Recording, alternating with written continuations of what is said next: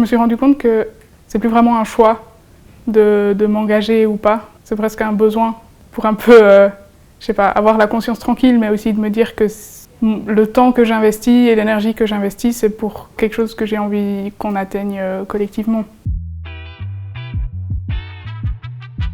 Je pense que je me définis beaucoup par mon activisme, queer, environnemental, antispéciste. Je pense que c'est ma manière de faire face à toutes les choses qui ne vont pas, selon moi, dans le monde. Ce qui influence mon bien-être ou ma santé mentale, c'est un peu toutes les choses que j'arrive pas à contrôler, mais du coup ça en fait beaucoup parce que, en vrai, la vie, on ne contrôle pas grand-chose, que ce soit justement la dégradation écologique, le changement climatique, mais aussi des choses personnelles comme un déménagement ou des choses...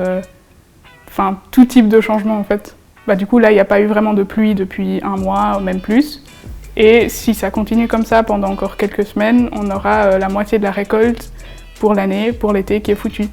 Et c'est un truc quand même hyper angoissant, parce que ça devient une peur pour le présent en fait. Enfin, c'est plus des choses qui sont pour dans 20, 30, 50 ans, mais c'est vraiment des choses qui se passent maintenant. Ouais, je pense que dans mon quotidien, c'est clairement l'actualité qui peut déclencher ces angoisses. Après, c'est aussi mes études, parce que je fais mon master en durabilité à Lausanne, à l'Uni de Lausanne.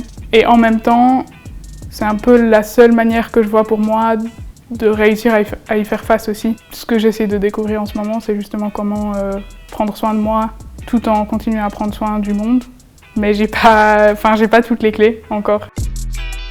Les choses que je fais pour prendre soin de moi, c'est de passer du temps avec les personnes qui me comprennent et qui partagent mes valeurs et qui partagent peut-être aussi mes craintes et mes luttes. Sinon, un autre outil, c'est juste de bouger.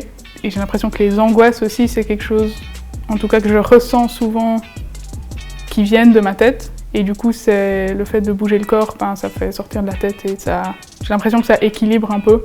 Et clairement aussi d'aller dans la nature.